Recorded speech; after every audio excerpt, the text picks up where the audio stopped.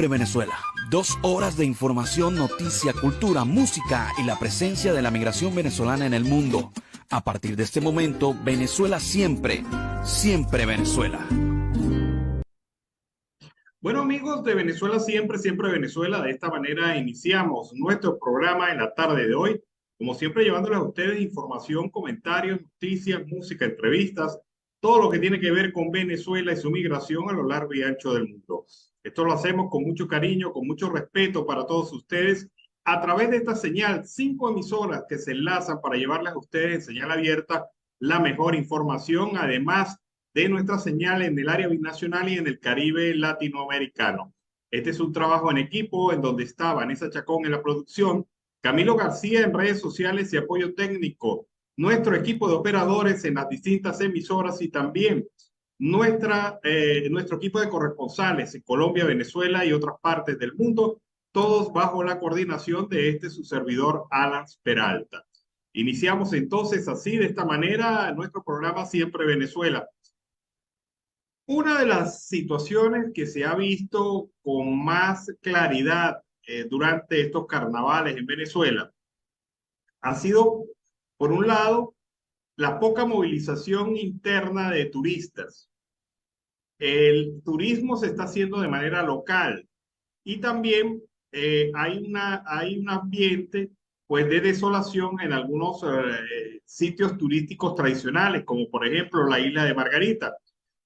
Un video que se proyectó durante estos días, durante este fin de semana, sobre la situación en el mercado de conejeros en la isla de Margarita, uno de los sitios tradicionales que siempre en esta época, pues no había prácticamente espacio para comer allí debido a la presencia masiva de turistas.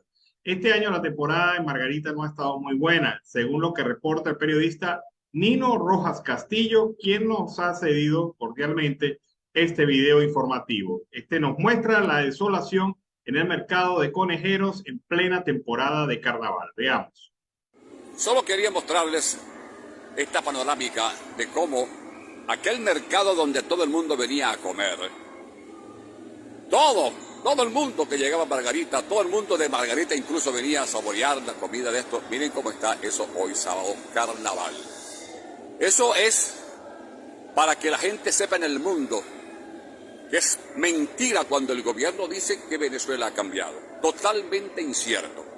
Lamentablemente es algo negativo. Por supuesto que es negativo, pero hay que decirle al mundo que ellos son mentirosos y que es mentira que nuestra Venezuela ha cambiado. Miren esto. Observen, ¿no? Cerrado cualquier cantidad de locales. Rapidito por acá. Miren esto, vacío. Nada. Ni un alma sentada allá, ni un alma sentado en aquel sitio. Tantas sillas y mesas, ¿no? Miren esto, ¿eh? Cerrado. Esto es para desmentir al gobierno. Para desmentir al gobierno. Solamente para desmentir al gobierno. ¿No? Miren esto. Miren. Cerrado. Por aquí. Abierto. Sin un alma. Sin un alma. Cerrado. Por allá están 2, 3. El mismo dueño de aquí. Nada. ¿Qué significa esto? Que es totalmente falso que Venezuela ha mejorado o ha cambiado. Totalmente falso. Punto de referencia importante, este sector, el mercado de los conejeros. Referencia importante que era en aquel entonces, ya miren esto, desolado. Señoras y señores, desde los conejeros, municipio García, donde el alcalde es del partido oficialista PSV. Nueva Esparta, Venezuela, Nino Rojas Castillo.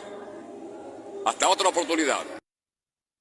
Bueno, fue el reporte de Nino Rojas Castillo desde la isla de Margarita. Increíble. Increíble que en plena temporada pues haya esta desolación en la isla turística de Margarita. Y es el reporte que claramente habla de que no todo el mundo está contento en esta festividades carnestolescas. Allí hay pues una situación bastante complicada, bastante difícil para aquellos que han trabajado tradicionalmente en turismo. Sí hay que reconocer por lo menos que hay otros sitios turísticos que hablan de otra perspectiva, de otra situación, como lo que está ocurriendo en el estado de Mérida, donde habla de una muy buena ocupación hotelera en este momento. Pero bueno, son circunstancias de circunstancias. Pero ¿cómo se puede hacer turismo si no hay la garantía de suministro también de gasolina? Una cosa ha ocurrido hoy en el estado Táchira, específicamente en la zona sur del estado, en donde los productores y particulares han señalado su molestia porque han publicado una información por parte de PDVSA y por parte de las autoridades de la Mesa de Combustible del estado Táchira, afirmando que el municipio Libertador iba a llegar hoy la gasolina. Pues la gasolina no llegó y esto generó muchos kilómetros de cola de gente que, bueno, solamente tiene lo de la reserva, lo de llegar a la estación de servicio.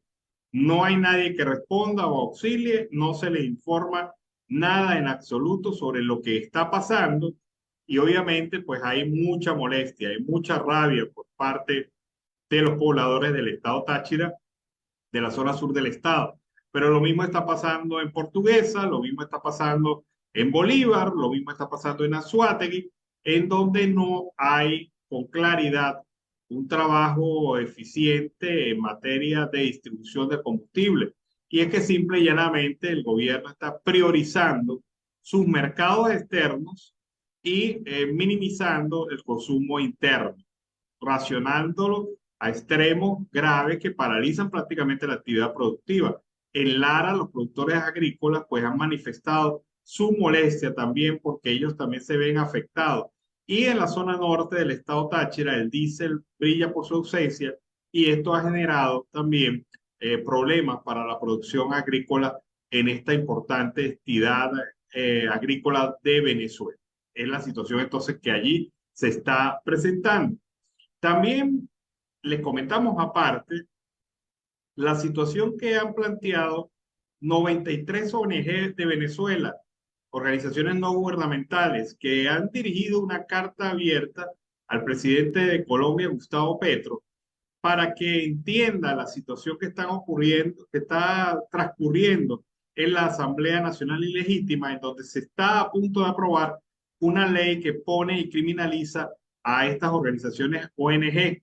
No solamente le aplica leyes de carácter retroactivo, acciones de carácter o normativas de carácter retroactivo, sino que las invalida totalmente porque desde la perspectiva de esta ley tendrían que reinscribirse de nuevo para poder operar en un sistema de control bajo la nueva ley. Pero es obvio que estas organizaciones no gubernamentales han cumplido con la normativa legal y han venido haciendo su trabajo desde la propia ley.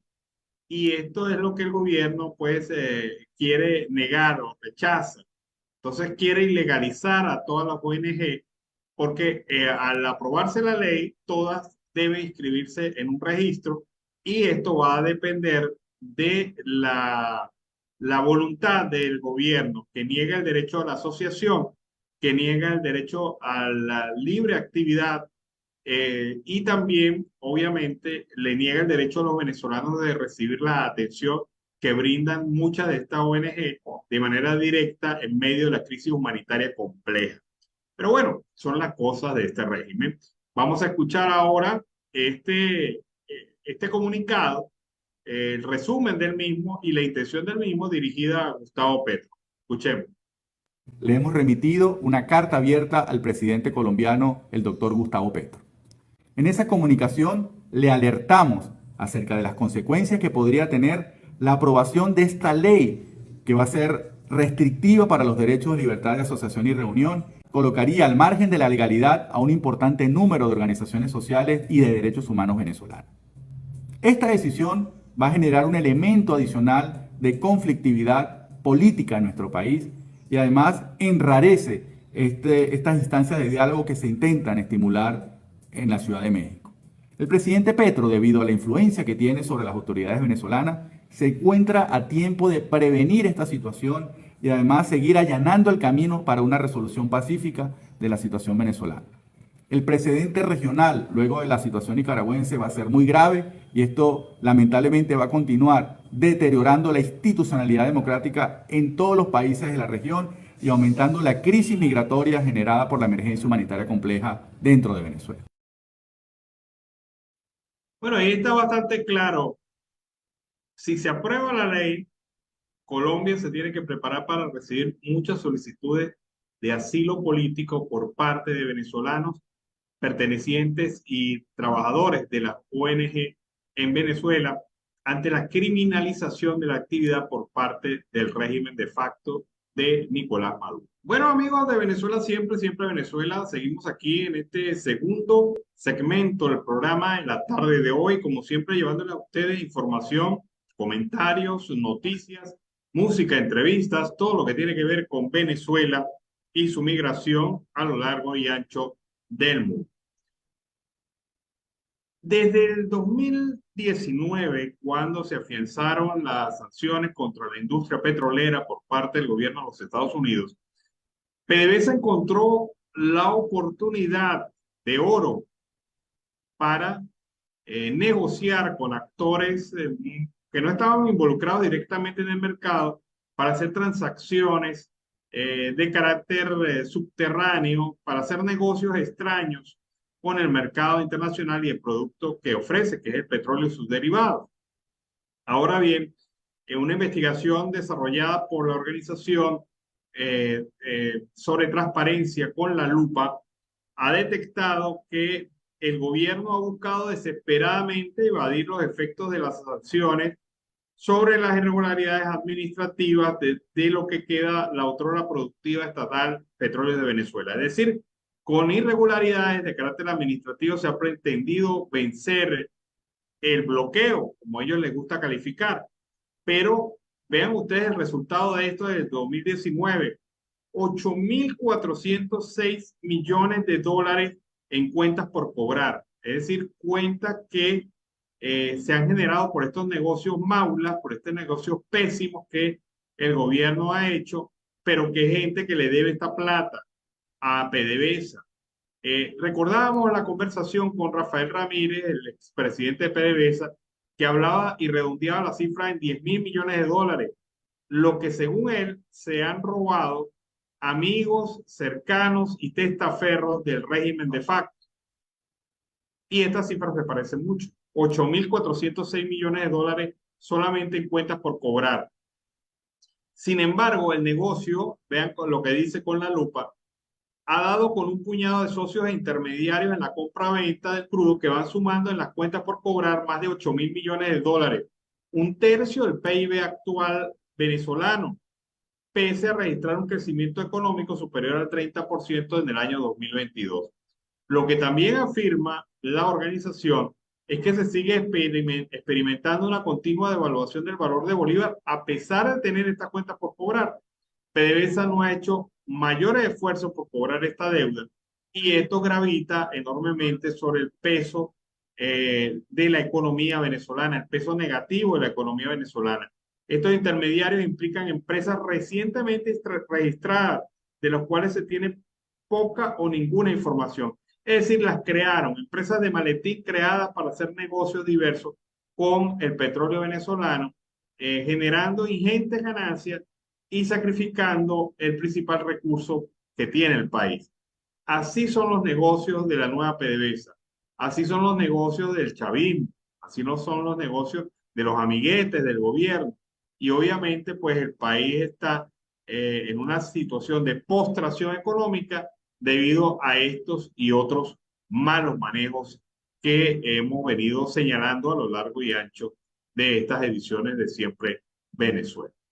Bueno, el diputado opositor en el Consejo Legislativo del Estado Apure, Aurelio Guerra, ratificó el compromiso de los factores de la oposición presentes en ese órgano legislativo para auditar el manejo presupuestario del gobierno regional.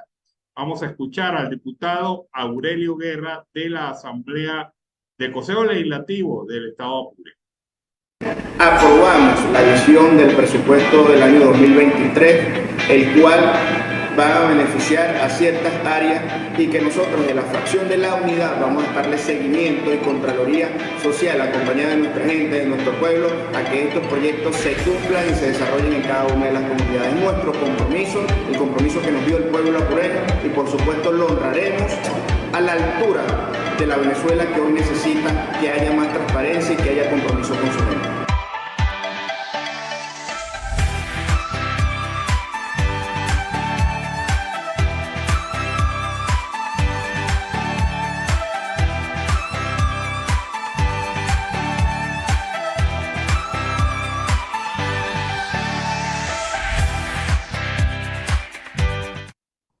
Bueno, es la posición de este diputado del Consejo Legislativo del Estado Apure, Aurelio Guerra, sobre la situación que se vive en esa zona en cuanto al manejo presupuestario por parte del gobierno estatal.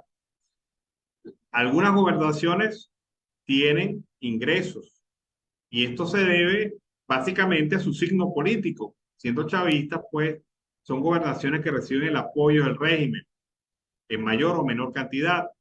Pero las gobernaciones de la oposición han sido sometidas a una política de negativas permanentes de presupuesto, de manejos y manejos irregulares en el presupuesto del situado constitucional. Y obviamente esto tiene muy difícil situación a estas gobernaciones de la oposición, que tratan de hacer su trabajo, pero que obviamente no lo pueden hacer de una manera eficiente y adecuada y justa como se le merecen en sus estados por culpa de un gobierno que utiliza esto para someter a las gobernaciones de oposición a sus designios. Sigue la situación de protesta de los docentes venezolanos. A pesar de que estamos en carnaval, hoy se han presentado algunas voces de protesta a lo largo y ancho de toda Venezuela. La realidad de los docentes venezolanos hoy es crítica y vamos a escuchar a una docente que explica con claridad por qué están pasándola muy mal. Buenas tardes, soy la profesora Ana Santiago Solorzano Llanes, vivo en Caucagua. En los años 89-90 cursé estudios en el Pedagógico de Caracas, donde viajaba todos los días. Soy hija de una obrera que trabajó en la Casa Hogar La Carmenera, en la cual ganó un sueldo de 5 dólares y pudo costearme mis estudios para yo cristalizar mi sueño y convertirme en una profesional. Sin embargo, en los actuales momentos tengo una hija, mi hija estudia ingeniería y se me hace difícil por el poco poder adquisitivo que tengo para costear los estudios, a pesar de que tengo varias entradas. Soy profesora universitaria, trabajo en la Nación y trabajo en el Estado. Sin embargo, el sueldo que adquiero no me permite costear los estudios a mi hija en estos momentos. Bueno, vean ustedes, les explicaba hace algún momento que la situación de los docentes era crítica. Y vean ustedes, esta es una docente que viene de un hogar muy pobre, tiene maestría, tiene estudios, y está viviendo una situación bastante lamentable.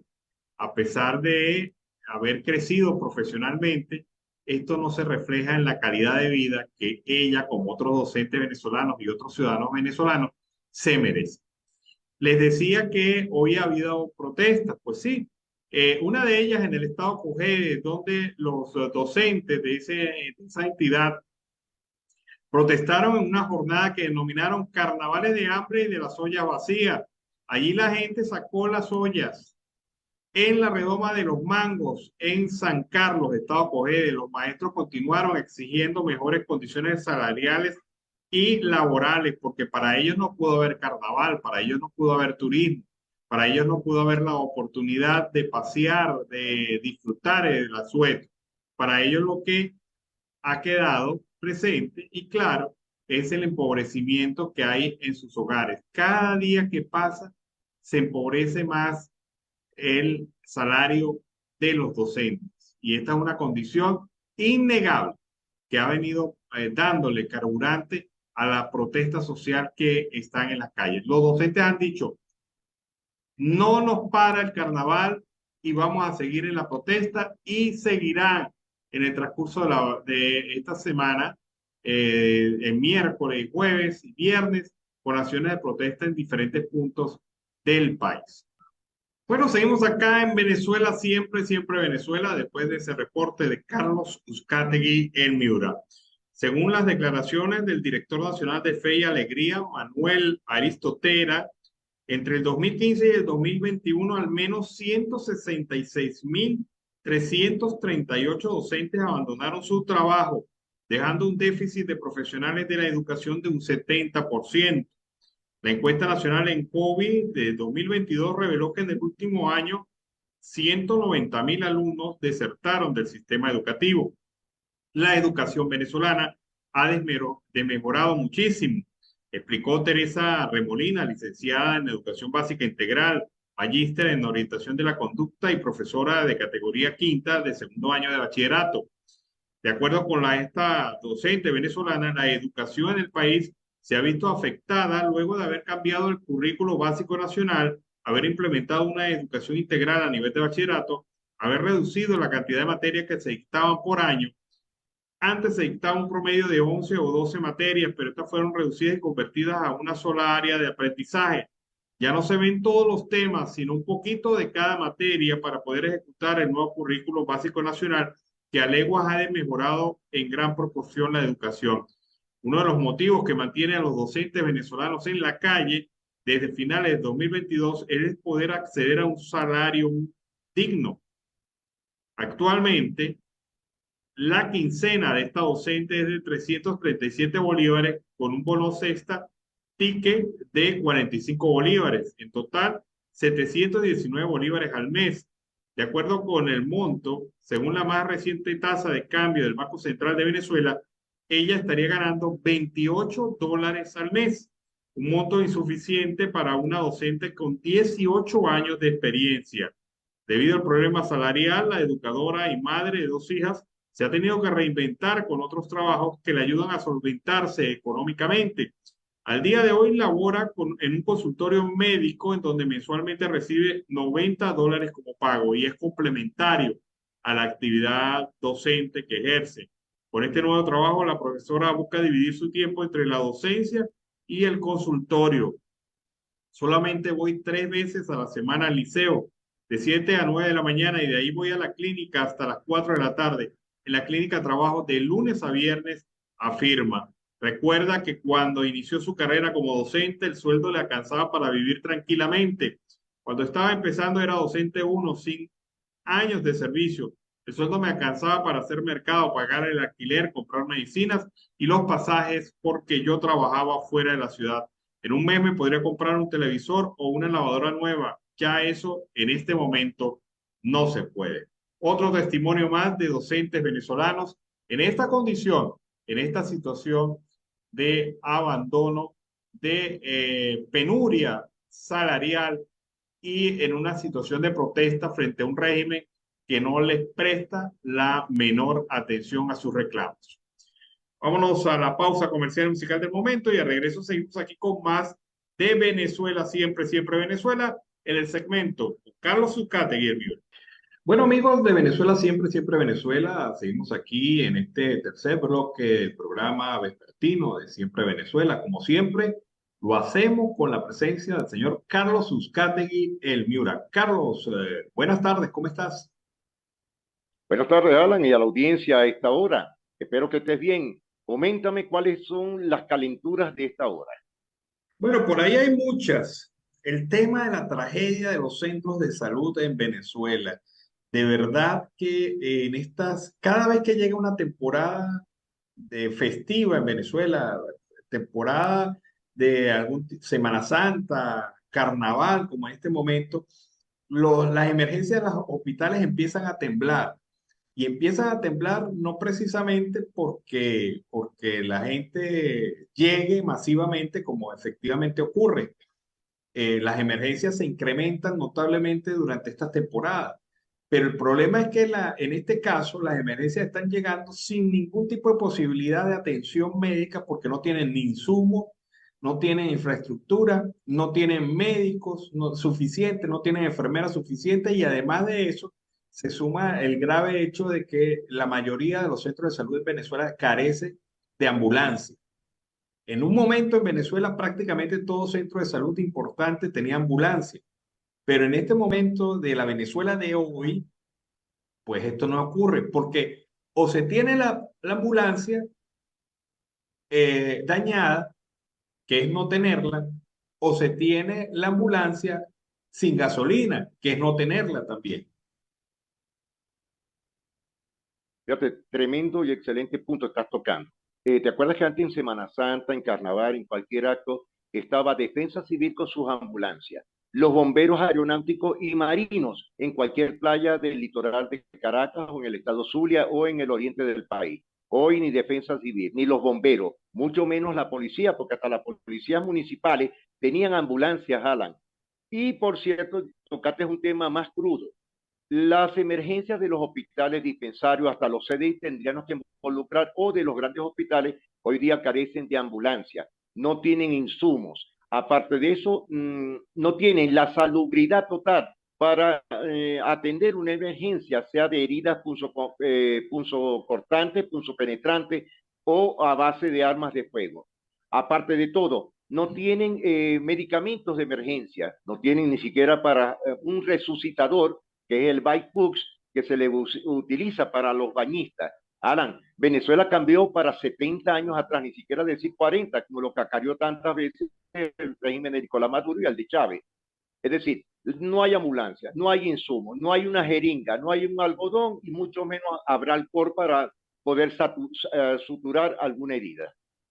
Bueno, Carlos, y fíjate que lo más preocupante de esto es que afecta la salud del más pobre. Porque mal que bien habrán algunos que van a un centro de salud privado y buscan alternativas, que por cierto, los centros de salud privados, con la saturación que tienen en este momento en sus distintas áreas, pues tampoco dan abasto suficiente para atender a tanta gente que demanda servicios. Entonces, al menos favorecido, al venezolano humilde, le toca ir a un hospital público en donde no encuentra absolutamente nada. Fíjate este caso, porque nosotros no hablamos sobre mentiras, nosotros hablamos sobre hechos reales y concretos. Fíjate este caso de esta parturienta que este fin de semana tuvo una emergencia en un hospital público venezolano. Escuchemos este caso. Siendo las 12:48 del mediodía, me encuentro en este momento en un traslado de una chica que ingresó al hospital de Tinaco la noche de ayer, 18 de febrero. Y ahorita 19 de febrero amerita ser trasladada a la ciudad de San Carlos, el cual hay ambulancia, pero no hay combustible para las ambulancias. No es posible que una institución de salud que necesita ambulancia para sus traslados de emergencias no tenga combustible, señores. Directores de salud del hospital de Tinaco, director de salud de Cojedes, gobierno nacional, gobierno regional, abóquense a trabajar por las comunidades, por el pueblo. No sean indolentes, señores, métanle la mano al pueblo. Y los encargados de las estaciones de servicio, en cada estación de servicio siempre hay gasolina de reserva. ¿Y la reserva es para qué? Para todo lo que se trata de emergencia, señores. No nada más para cobrar la gasolina en dólares, para su beneficio o para beneficio de sus amistades. Se le hace el llamado, señores, atiendan la problemática y abóquense a solventar la problemática de las comunidades del municipio de Tinaco. Bueno, pero es que esto no ocurre solamente en Tinaco, esto ocurre en toda Venezuela. En toda Venezuela. Carlos, ¿cómo es posible que en el hospital, teniendo ambulancia, no lo pueden hacer los traslados porque no tienen gasolina? Si eso debe ser algo prioritario. Es como decir que la policía no tuviese gasolina para trasladar, para mover las motos, para mover las patrullas.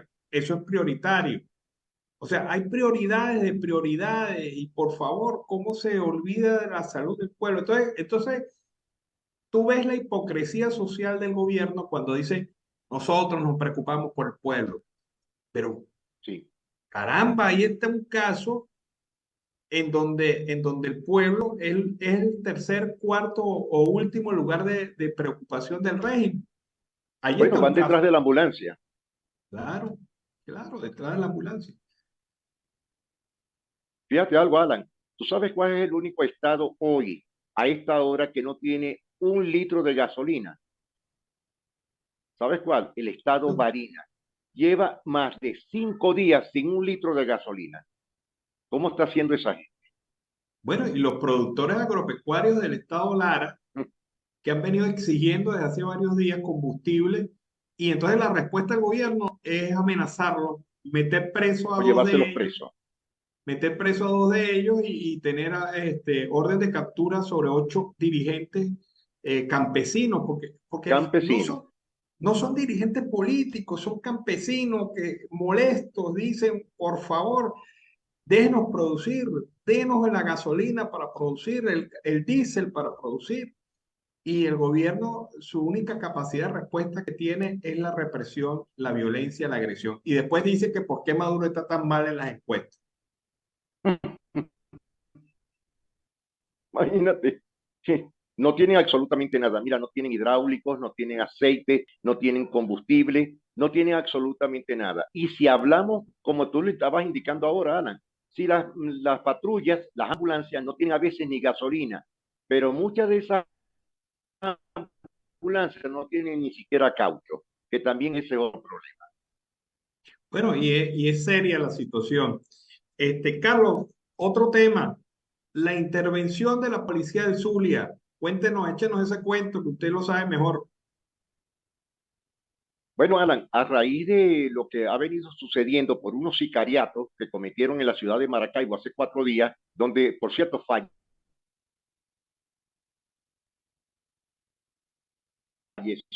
en la avenida Las Delicias, perdió un riñón, Alan. No se había pronunciado o no se ha pronunciado hasta el momento ni siquiera el gobernador del estado Zulia, Manuel Rosales Guerrero, que por cierto está de vacaciones en Miami, en su carnaval. No se pronunció el alcalde metropolitano de la ciudad metropolitana de la ciudad, Rafael Ramírez, y el fuerte de todo es que la policía ni siquiera ha dicho pasó esto. Pero entre coletillas, entre puntos, esto está muy enraecido. ¿Por qué? Porque los policías que dieron la nota hacia algunos de los medios fueron detenidos. Así de sencillo. ¿Qué te parece eso, Alan? Bueno, me ¿Qué parece pasó? grave. Que el comisario Rico llegó al estado Zulia y no precisamente para averiguar. Para nadie es un secreto. La fuerza pública como trapo rojo va a haber una intervención policial tanto de la regional del estado Zulia, la Poli Maracaibo, que es la policía municipal, y por supuesto a la principal que deben intervenir se llama la policía bolivariana, que no hace nada en absoluto por el pueblo. Pero el punto es que la policía no ha hecho un logro, Alan, hasta el momento para esclarecer algo de lo que está sucediendo con estos sicariatos en la ciudad del Sol Amada, que es Maracaibo. Y la policía, callada la boca, y tienen 2 cargos nuevos, 2 nuevos comisarios, tanto en Polisur, tanto en Polimaracaibo, y en la Policía Regional del Estado Zulia, que por cierto es la policía más antigua de Latinoamérica. Estos son puntos y cobros que se lo están haciendo directamente al propio gobernador, y él lo sabe, Alan. Es decir, que tiene que haber alguna moción para que esto se esclarezca y pronto. La ciudadanía tiene miedo, tiene temor de salir, Alan. Ya no quieren llegar a los mercados, prefieren ir a comprar una tetica de leche, una tetica de café, conseguir un plátano en una casa y comprarlo al precio que sea. Esa es la verdadera realidad de lo que está pasando en la ciudad de Maracaibo. Bueno, Carlos, pero fíjate, esto no es nuevo. En el Zulia, ¿No? la alianza entre organismos de seguridad de diversos temores, de diversos niveles, Exacto. con la delincuencia organizada y el AMPA común no es nueva. Hay muchas denuncias históricas de esto tiene años.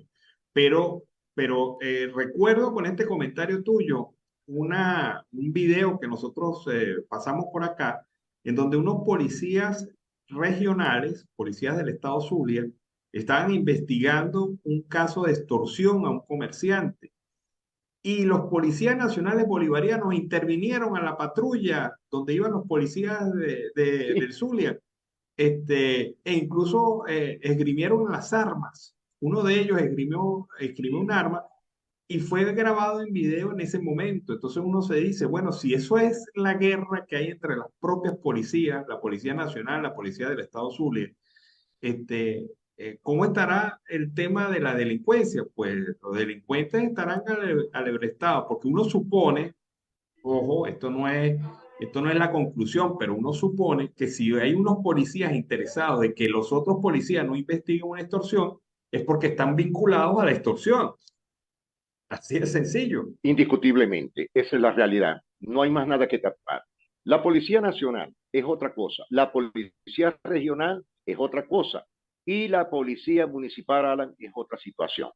¿Cómo queda esto? Sencillamente un arroz con mango, porque se están tapando algunas cosas y hay casos donde ellos no quieren destapar para poder o cobrar la vacuna o cobrar la prótesis o seguir con esta sinvergüenzura policial con los brazos armados en el sur. Bueno, pero es que ahí tendrían que hacer un trabajo de raíz, Carlos, porque la verdad es que hay que reconocer que hay muchos policías que trabajan con punto honor, Demasiado. que es honesto, que es Sí los responsable hay, en su trabajo, que los hay muchos. sí los Y hay. creo que es la mayoría de los policías porque deben estar indignados por la situación que está pasando dentro de los cuerpos de seguridad. Pero de que esto hay que arrancarlo de raíz, prácticamente empezar de cero con muchas policías. Cortar cabezas, Alan. Tienen Sí, que cortar cabezas obligatoriamente. Fíjate, hasta el momento del 6CPC. Volvemos a caer en la misma moción. ¿Dónde están las 24 patrullas? ¿En dónde sí, están? sí, sí, eso es insólito que a la policía que investiga los robos de vehículos le roban 24 unidades. 24 unidades. Pero fíjate, y hay un lado más oscuro aún, el lado del sicariato, el lado de los... me acordaste, Carlos, con este comentario, las denuncias de Luis Gómez. ¿Te acuerdas que Luis Por Gómez supuesto. hablaba de los pozos de la muerte? Mira, los pozos de la muerte. Mira, Luis Gómez destapó lo que no había podido destapar ni el 6CPC. En la extinta PTJ. Hablar del doctor Luis Gómez Martínez, Alan, es hablar de palabras mayores. Era un investigador nato, criminólogo de primer lugar. Mira, si Luis no fallece en otras circunstancias, Luis hubiese sido el gobernador, que por cierto, Alan, después de muchos años lo voy a decir, quien ganó las elecciones en ese momento fue Luis Gómez Martínez, ya fallecido, pero ganó Acción Democrática por ciertas circunstancias. Fue uno de los primeros que señaló a los diputados lecheros, Beto Finor. Esto es una historia larguísima que necesitaríamos como 15 programas para poder hablar de este tema. Es la realidad.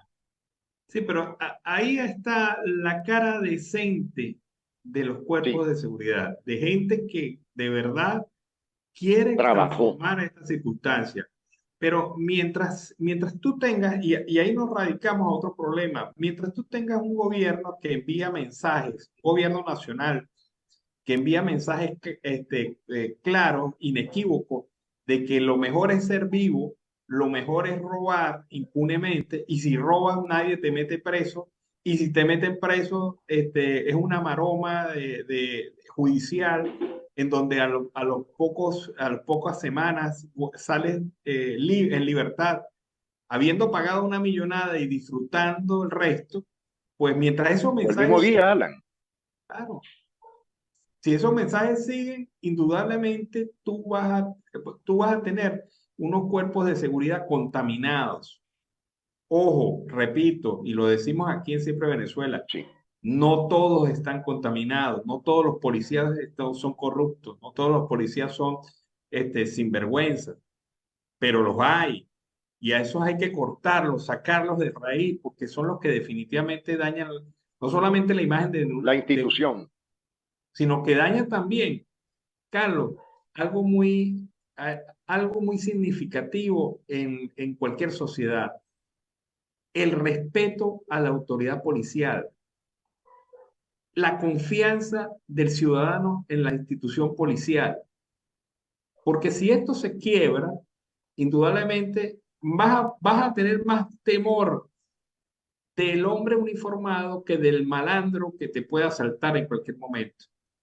Bueno, Alan, es que ya eso está pasando. Tú ves a un guardia nacional dicho por todas las comunidades migrantes que salen del país y entran, y cuando ven uniformado de color verde o del color guayabita, lo llaman a la policía bolivariana, enseguida uno dice, cónchale, me van a martillar, me van a quitar tanto, me van a quitar eso, porque ya lo han hecho. Hay migrantes que están entrando a Colombia y le quitan los teléfonos, hasta los zapatos, Alan, porque tengo un vecino que le pasó por la vía de la zona del norte de Santander. Le quitaron los zapatos porque estaban nuevos y un teléfono. Lo mismo está ocurriendo en todo lo que es la franja binacional. Cuando uno ve a un uniformado, uno no sabe que tener en el bolsillo. Entonces habrá que hacer pepitas de color dorado y decir, mira, esto es oro para poder pasar o entrar al país. Claro, esto es terrible. Carlos, Terrible. antes de cerrar, hay un tema importante. Sabes que este fin de semana me llegó el índice de científicos del mundo. Es un índice registrado en donde está desde el científico más productivo e importante en el mundo en este momento hasta aquel científico que ha hecho publicaciones y ha tenido hallazgos importantes en su investigación. Ese índice es elaborado por instituciones académicas acreditadas de todo el mundo y reúne la información de 247 países. 1.385.000 científicos están registrados y de esos científicos se analiza también el desempeño de algo así como 1.470 universidades del mundo. Bueno, uno por curioso se mete a ver cómo está Venezuela en ese ambiente y resulta que uno se lleva la sorpresa de tener por lo menos más de 100 científicos venezolanos que están en esa lista. A pesar de todas las dificultades, a pesar de todos los problemas, a pesar de todas las situaciones de que se les niegan los recursos a la investigación científica en Venezuela, hay científicos venezolanos que están trabajando. Excelente. Yo saqué 3 casos, te comento 3 casos. El de Bernardo Rodríguez Iturbe, investigador del IBI y también del Hospital Universitario de Maracaibo, que es uno de las destacadas prominencias mundiales en materia de investigación de hipertensión. Correcto.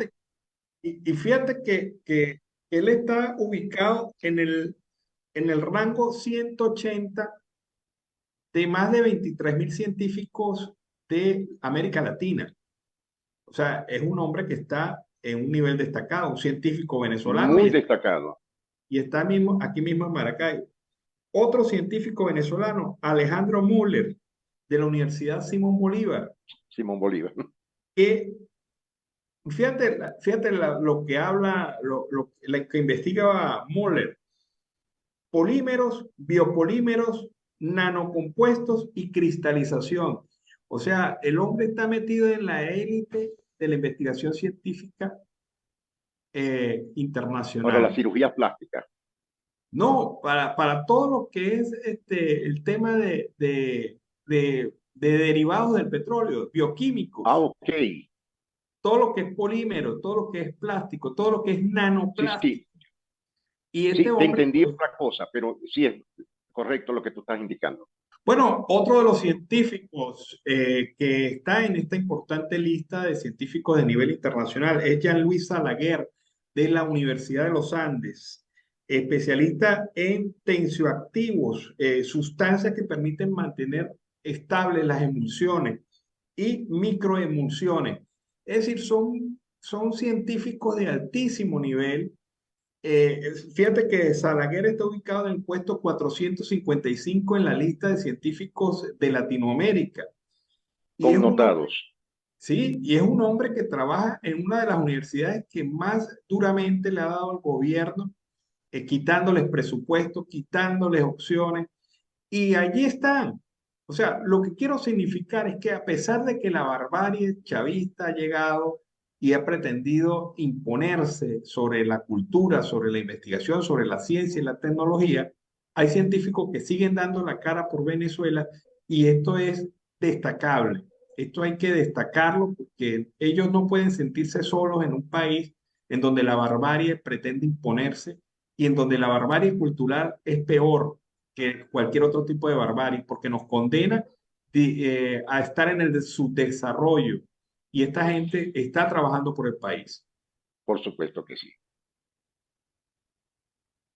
Ahora, Carlos, fíjate esa visión.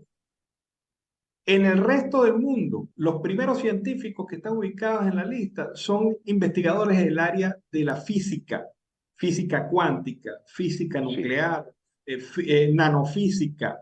Es decir, es gente que está trabajando en el área de la física.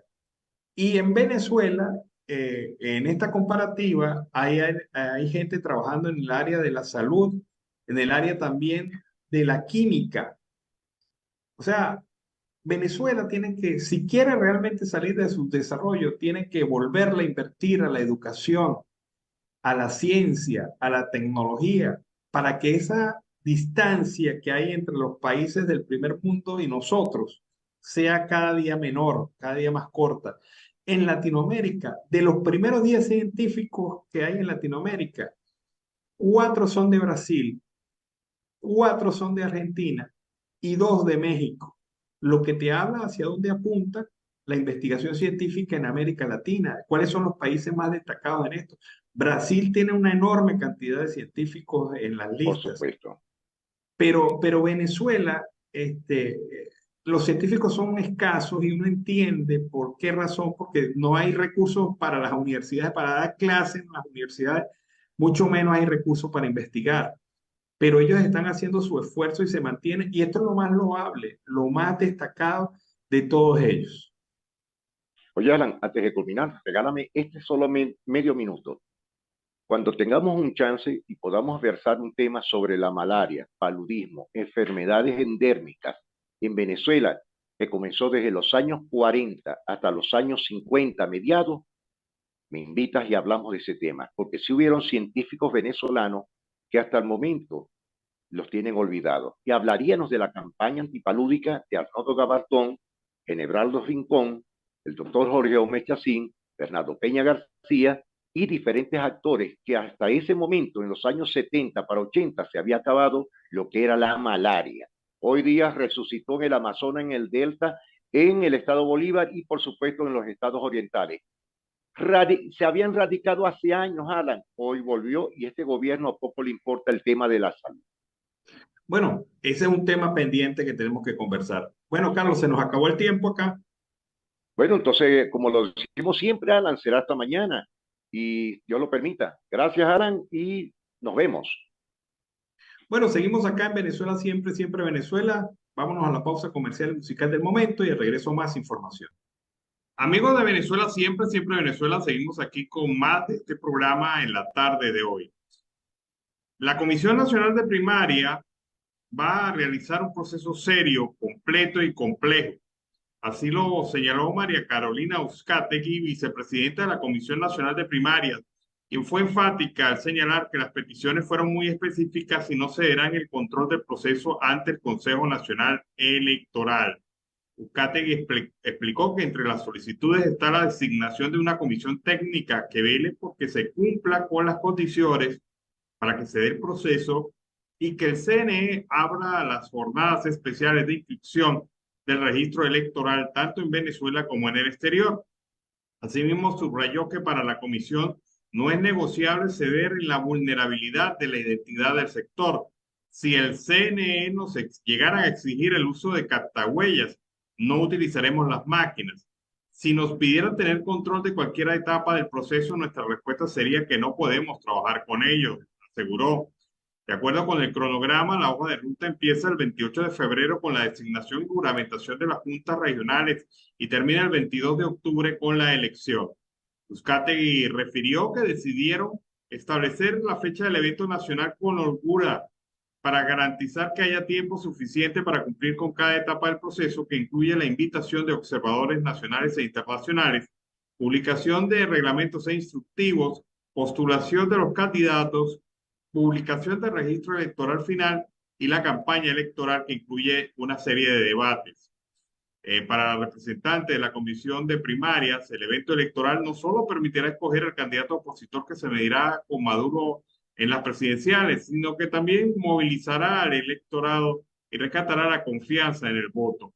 Reconoció que garantizar la participación de venezolanos en otros países es uno de los mayores desafíos de la Comisión y destacó que así como se conformarán juntas regionales en Venezuela, planifican la organización de juntas de votación en el exterior, además de hacer un registro para saber dónde hay organizaciones suficientes de venezolanos para alcanzar la mayor cantidad posible de participación. Todavía no hay candidatos inscritos a las primarias, porque el proceso comenzará el 24 de mayo y se extenderá hasta el 23 de junio próximo, ha afirmado la vicepresidenta de la Comisión Nacional de Primarias, la señora María Carolina Oscar. También en materia informativa, fíjense ustedes que en Venezuela en este momento estamos en carnavales. Hay festivo y feriado, pero en muchos estados del país, en donde está ganando y ha triunfado el chavismo, la situación es terrible, no en la manera del disfrute, sino en la situación que viven los hospitales, las escuelas y los centros de educación en esas entidades. Uno de los casos es el estado Monaga. Allí Piero Maurún, quien es representante de Acción Democrática, ha señalado que no está en desacuerdo con las celebraciones, pero antes de gastar en tarimas y excentricidades, están primero los hospitales, las escuelas y el beneficio de los trabajadores públicos. Para ellos es más fácil hablar de fiesta que de soluciones para el estado Monagas, afirmó. Para los que van a salir, compartan con fundamento y cuídense que en los hospitales no hay insumos. Manifiesta Maurún que hay escuelas sin pupitres, sin pizarrones, sin profesores, totalmente abandonadas. Los alumnos ven clase en el piso prácticamente. En los hospitales del estado Monaga, en muchos de ellos no funcionan los ascensores y tanto los pacientes como los hospitalizados tienen que subir y bajar escaleras en un proceso bastante tortuoso para ellos y para sus familiares. Encima de eso no hay insumo necesario, pero se gasta una millonada de dinero en tarimas y fiestas en las diversas actividades feriales de este feriado de carnaval en Venezuela. Esto no ocurre solamente en Monagas, ocurre también en Bolívar, ocurre también en Lara, ocurre también en Carabobo, esta misma situación, en donde pan y circo en la calle y una pésima situación de la salud y la educación en la realidad. Qué lamentable que los gobernantes piensen de esta manera. Antonio Eckarri, quien es candidato a la presidencia de la República, él no va a participar en las primarias por la Alianza del Lápiz, ha manifestado en repetidas oportunidades que su meta es que los maestros tengan un salario de $2.500. Muchos creen sorpresiva esta propuesta porque a duras penas el gobierno pues se ha acercado a dejar entrever que propondría $100 como incremento salarial, pero Eckarri cree posible alcanzar esos $2.500. Ahora, cuando se le pregunta a Eckarri cómo se hace esto, de qué manera se construye esta posibilidad, Eckarri afirma que hay que cumplir varios pasos previos. Primero, la reducción del Estado con la significativa disminución del gasto público, la reforma a la ley de hidrocarburos para poder permitir el acceso y la participación de capitales extranjeros en la producción petrolera nacional, la dolarización de la economía como plan concreto de acción y la bajada de los impuestos, es decir, una economía más flexible, menos rígida que la que estamos viviendo en este momento, y la diversificación económica, es decir, salir del monoproducto de exportación hacia otras actividades. Desde la perspectiva de Antonio Eckarri, es posible lograr esto y de esta manera pudiera pagar salarios dignos a los trabajadores de la administración pública, especialmente a los maestros venezolanos. Es la propuesta que entonces que hace el candidato a la presidencia de la República, el señor Antonio Eckarri, durante la jornada del día de hoy. Bien, con este tema finalizamos nuestra edición en Siempre Venezuela. Lo hemos hecho con mucho cariño y mucho respeto para todos ustedes a través de esta señal, también amplificando en varias partes de la frontera binacional colombo-venezolana y nuestra señal en el Caribe latinoamericano en Aruba. Este ha sido un trabajo en equipo en donde está Vanessa Chacón en la producción, Camilo García en redes sociales y apoyo técnico, nuestros operadores en las distintas emisoras que amplifican nuestra señal a diario, también nuestro equipo de corresponsales en Colombia, Venezuela y otras partes del mundo. Tenemos la agenda algo ratificando lo mismo de la semana pasada, la agenda de protestas de los educadores, la agenda de unos carnavales que en realidad pretenden hacer un derroche de dinero cuando en el país hay muchas necesidades. Tercero, el pan y circo que el gobierno de facto intenta crear para todos los venezolanos. Y obviamente el tema de las primarias que avanza a pesar de las dificultades, a pesar de las críticas, a pesar de los enfrentamientos. Son los temas fundamentales de los cuales seguiremos hablando mañana en una nueva edición de Venezuela Siempre, Siempre Venezuela. Nos despedimos hasta mañana. Feliz noche. Siempre Venezuela es un programa que te brinda las mejores noticias, comentarios, análisis, entrevistas y música. Información sin censura en la voz de los protagonistas. Todo un equipo de producción de primer nivel. Siempre Venezuela lo encontrarás en las radios de tu preferencia. O si no, visítanos en nuestras plataformas digitales. Siempre Venezuela Radio. En Instagram, Facebook y Twitter. De lunes a viernes le decimos lo que en Venezuela prohíben. Porque somos Venezuela Siempre, Siempre Venezuela.